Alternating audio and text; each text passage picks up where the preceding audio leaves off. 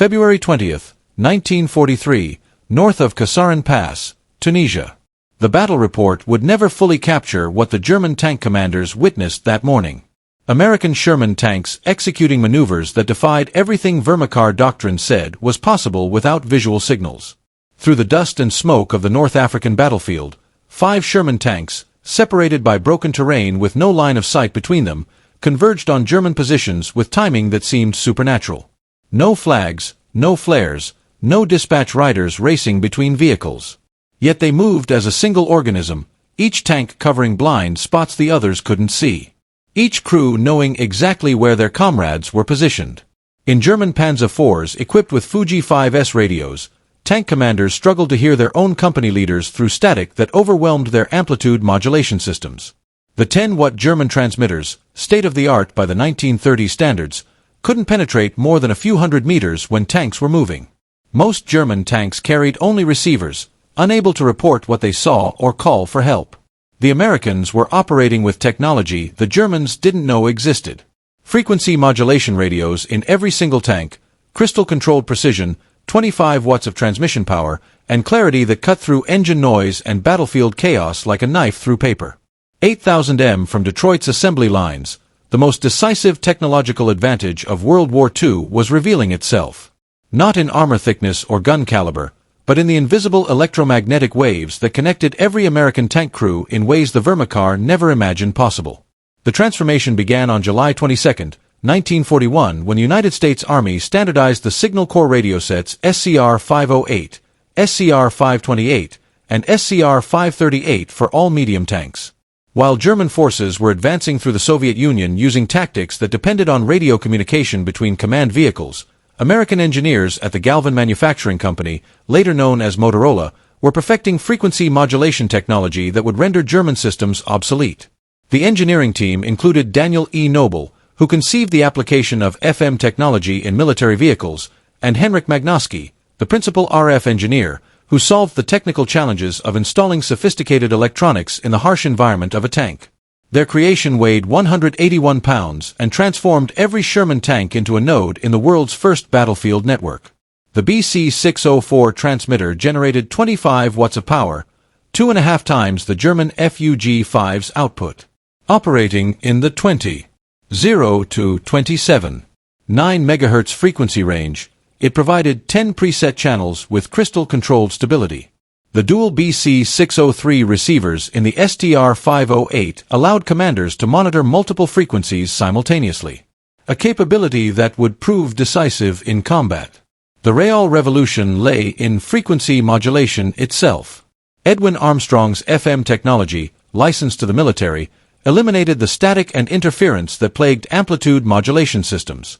While German tank radios picked up every electrical discharge as noise, American FM radios delivered clear voice communication even during artillery barges. November 8, 1942, Operation Torch brought American armor to North Africa. The 2nd Armored Division's tanks landed near Safi and Fadala with SCR-508 radios that would soon demonstrate their superiority over German communications. The Afrika Korps, despite being the Wehrmacht's most experienced armored force, operated under severe communication limitations. A standard German tank platoon of 5 vehicles included only 1 or 2 with full FUG-5 transceivers capable of both transmitting and receiving. The remaining tanks carried FUG-2 receivers only. They could hear orders but couldn't respond or report enemy positions. German tank platoon functioned through rigid hierarchy. The platoon leader transmitted orders that subordinate tanks acknowledged through actions rather than words. When command tanks were destroyed, easily identified by their multiple antennae, entire platoon lost coordination. This vulnerability would prove catastrophic against American forces where every tank could assume command functions. The Battle of Kasserine Pass, February 14 to 24, 1943, provided the first major demonstration of American radio superiority. Though tactically a German victory, the battle revealed capabilities that stunned Wehrmacht observers. During the confused fighting, scattered elements of the U.S. 1st Armored Division maintained coordination across 50 miles of battlefield. Tank crews who had never met coordinated attacks warned each other of threats and called for artillery support through crystal-clear FM communications. German signals intelligence units intercepted American transmissions and noted exceptional clarity and coordination. The 10th Panzer Division's intelligence section reported that American units maintained communication at ranges where German radios produced only static. More disturbing was the realization that every American tank appeared capable of full transmission, not just command vehicles. The German FUGG-5 radios operating on amplitude modulation in the 27.0 to 33.3 MHz range suffered from fundamental limitations. The 10-watt transmitter struggled to reach 2 to 3 kilometers in ideal conditions, dropping to mere hundreds of meters when vehicles were moving. Every spark plug firing, every electrical motor, every track movement generated interference that AM systems couldn't filter. September 1943 brought American armor to Italy, where mountainous terrain should have negated radio advantages. Instead, FM technology proved even more valuable in conditions that rendered German AM radios useless. The SCR-508's frequency modulation handled the multipath interference of mountain valleys far better than amplitude modulation. American tanks coordinated movements through terrain where visual signals were impossible, and German radios failed completely during the advance toward Cassino. American armored units demonstrated capabilities that defied German understanding. Tank platoons separated by ridgelines coordinated attacks with precision that German doctrine said required visual contact. The 1st Armored Division's after-action reports described routine coordination at distances where German radios produced only static. June 6, 1944. As Sherman tanks rolled off landing craft at Normandy, their SCR-508 radios maintained contact with naval fire support, coordination impossible with German technology. But the Hedgerow fighting revealed a critical gap. Tank radios couldn't communicate with infantry radios operating on different frequencies. The infantry's SCR-300 operated on 40.0 to 48.0 MGHz, incompatible with tank's 20.0 to 27.9 MHz range. This communication gap proved deadly in the Bocage, where German infantry with Panzerfaust could approach American tanks while nearby American infantry had no way to warn them. American innovations solved the problem within weeks. Tank crews mounted EE-8 field telephones in ammunition boxes welded to tank exteriors wired directly to internal communications. By Operation Cobra in late July, this simple modification revolutionized tank infantry cooperation. July 25 to 30, 1944. Operation Cobra demonstrated the full potential of American radio superiority. The 2nd Armored Division, commanded by Major General Edward H. Brooks, coordinated over 200 Sherman tanks through radio networks that enabled unprecedented battlefield control. German defenders from the Panzer-Lehr Division faced an enemy that seemed to possess supernatural awareness.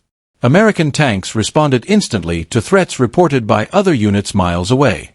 Artillery strikes coordinated through tank radios arrived within minutes of target identification. The contrast with German capabilities was stark. Panzer-Lehr, once Germany's premier armored division, had been reduced to communication poverty. Most tanks operated without radios, depending on visual signals in terrain where visibility rarely exceeded 100 m. The few functioning radios suffered from interference and limited range that prevented effective coordination. The irony was profound. Germany had pioneered radio use in armored warfare.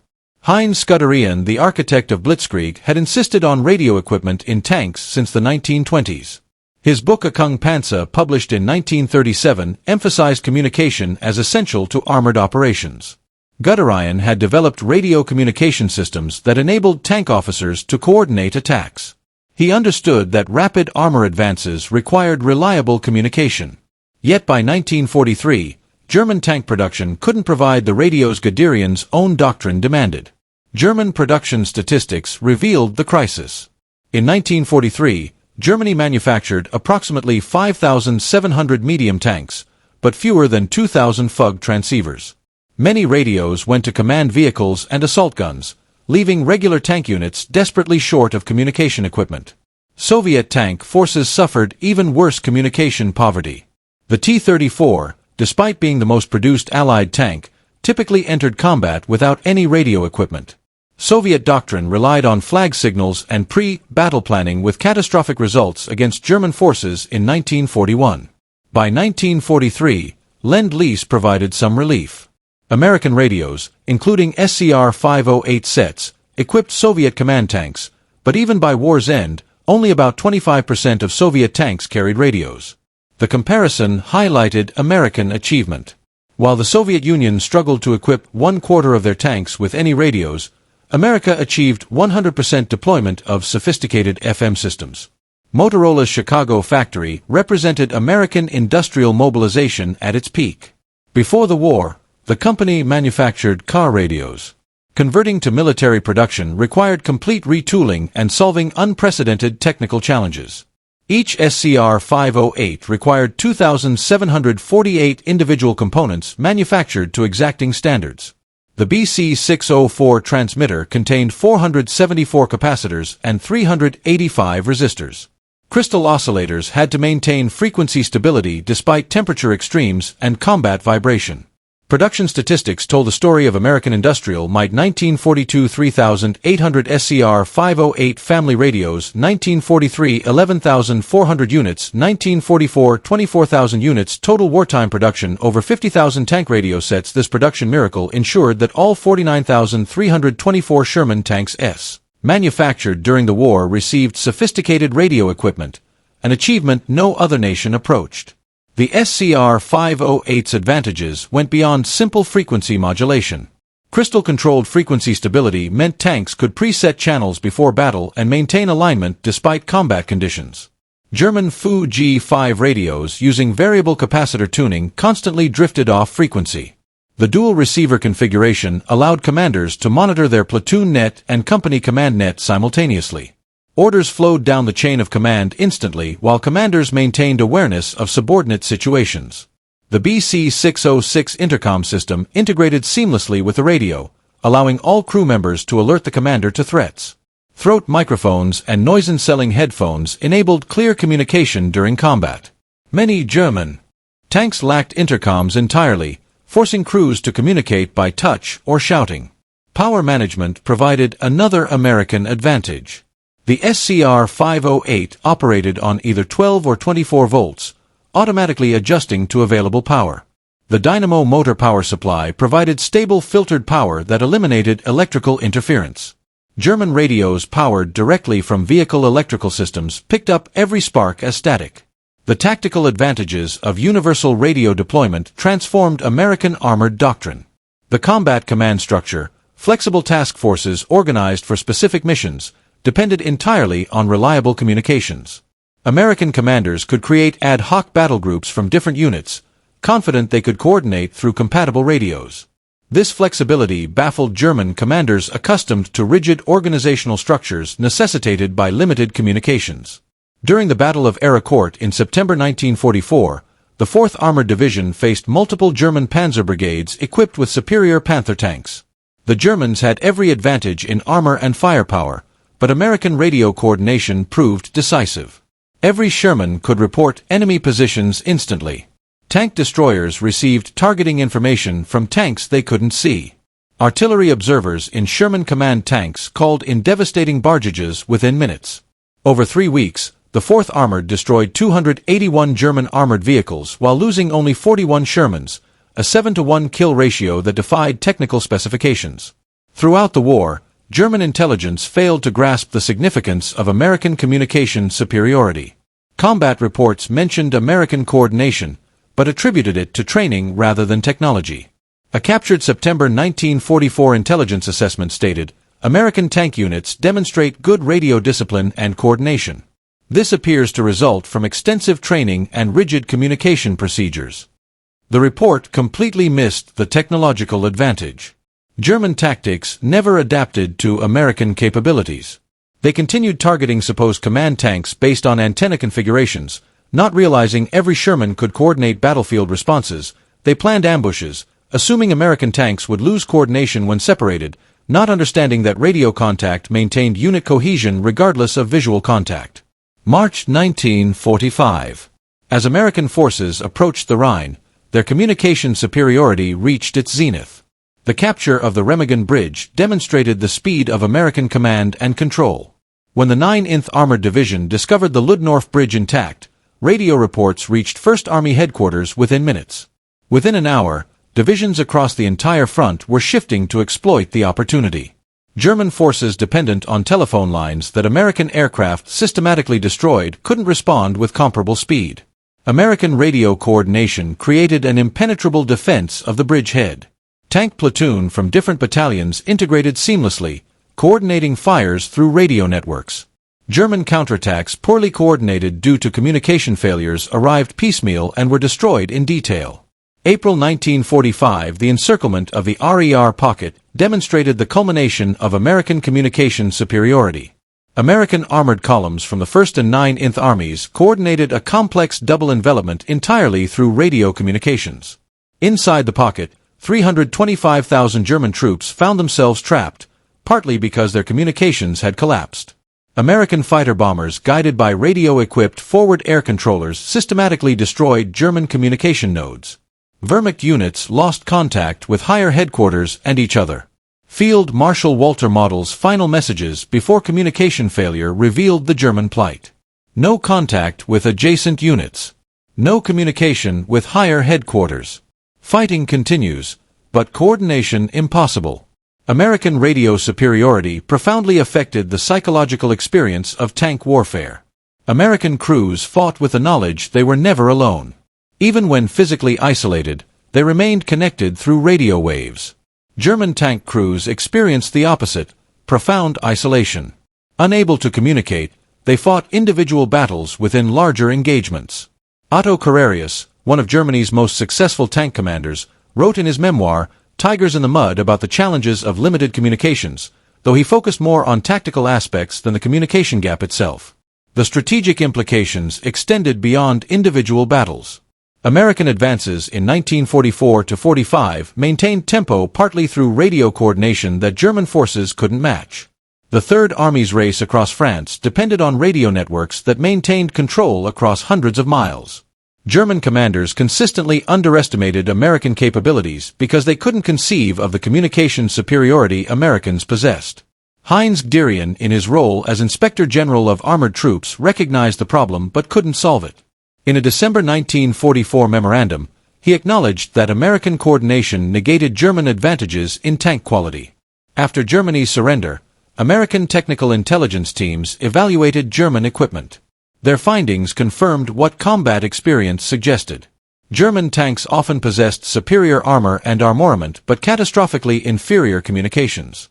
U.S. Army Technical Intelligence Report No. 176 concluded German tank communications equipment was approximately 5 years behind American systems. The absence of frequency modulation, limited radio distribution, and poor electrical suppression created critical vulnerabilities. Soviet evaluators reached similar conclusions. The Red Army, given access to captured German equipment, chose to copy American radio designs rather than German systems for post-war development.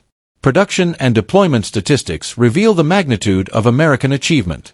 American radio production 5085-28538 radios produced 50,000 plus units. Sherman tanks produced 49,324 units. Radio deployment rate 100%. Transmission power 25 W. Frequency stability crystal controlled plus or minus 0.1%. Range moving 7 miles. Range stationary 10 to 15 miles. German radio production FUG-5 transceivers produced approximately 6,000 units. Medium-heavy tanks produced approximately 12,000 units. Full transceiver deployment rate approximately 20%. Transmission power 10 W. Frequency stability variable plus or minus 1%. Range moving 0.5 to 1 mile. Range stationary 2 to 3 miles. Communication effectiveness. Average time for American fire mission 3 to 5 minutes. Average time for German fire mission 15 to 30 minutes. American tanks achieving coordination 100%. German tanks with full communication 20%. The radio superiority of Sherman tanks established principles that govern armored warfare today. Modern main battle tanks carry communication suites that trace their lineage directly to the SCR-508 digital rather than analog, but fundamentally based on universal deployment and reliable coordination. The German Bundes, rebuilt in the 1950s, prioritized communications based on World War II lessons. Every Leopard tank manufactured has carried comprehensive radio systems. A Bun's training manual explicitly states, "The defeat of superior German tanks by inferior American vehicles with superior radios teaches that information dominance outweighs platform superiority." Modern conflicts validate this lesson. In the 1991 Gulf War, coalition forces with superior communications destroyed Iraqi forces equipped with individually superior Soviet-designed tanks but inferior radios. In 2003, American forces again demonstrated that network-centric warfare defeats platform-centric warfare. The story of American Sherman tank radio superiority represents a victory in the electromagnetic spectrum that proved more decisive than advantages in armor or firepower. German tank crews fought their war partially blind to this revolution, discovering too late that every Sherman tank was not just a fighting vehicle, but a node in history's first battlefield network. The SCR-508 radio transformed the M4 Sherman from an adequate medium tank into a component of a weapon system that included every other American tank on the battlefield. This transformation proved more decisive than any improvement in armor or firepower could have achieved. Every Sherman tank carried the tools of victory, not just in its 75mm gun or sloped armor, but in the 181 pounds of radio equipment that connected its crew to every other American tank crew. This connection created a collective intelligence that no individual German tank, regardless of superiority in armor or firepower, could match. German forces discovered this reality through bitter experience. At Kasserine Pass in Italy's mountains, across France's hedgerows, and in Germany's final battles, American tanks demonstrated coordination that German doctrine said was impossible without visual contact. The Wehrmacht never developed an effective counter because they never fully understood the technological gap. Field Marshal Wilhelm Keitel's reported comment at Germany's surrender: "We knew how to build better tanks, but you knew how to make them work together," captured a fundamental truth, whether accurately quoted or apocryphal. America had built not just 49,324 Sherman tanks, but 49,324 nodes in the world's first armored battlefield network. The revolution in military affairs that historians identify with modern network-centric warfare actually began in 1942 when the first Sherman tank with an SCR-508 radio entered combat. From that moment, warfare changed forever. The side with superior communications would defeat the side with superior weapons. The network would defeat the platform and the connected would overcome the isolated. This transformation occurred largely invisible to German forces. They saw American tactical superiority, but didn't recognize its technological foundation until far too late. By the time German commanders understood that every Sherman tank possessed communication capabilities that most German tanks lacked, the war was effectively decided. The German military's failure to recognize and adapt to American communication superiority stands as one of World War II's great intelligence failures. Despite countless battlefield encounters demonstrating American coordination advantages, German leadership never prioritized solving their critical communication weakness. They continued building superior tanks that fought as isolated individuals, while American forces built adequate tanks that fought as coordinated teams. In the end, the electromagnetic waves carried by SCR-508 radios proved more powerful than the armor-piercing rounds fired by German 88mm guns. The ability to coordinate, to share information instantly, to fight as a unified force rather than as individual vehicles. This invisible advantage determined victory more surely than any visible superiority in armor or armament. The Sherman tank's radio superiority changed warfare forever, establishing the principle that in modern combat, connection equals survival and isolation equals defeat. German troops discovered this reality on battlefields across 3 continents, learning too late that the Americans possessed not just numerical superiority, but technological superiority in the dimension that mattered most: the ability to fight as fun.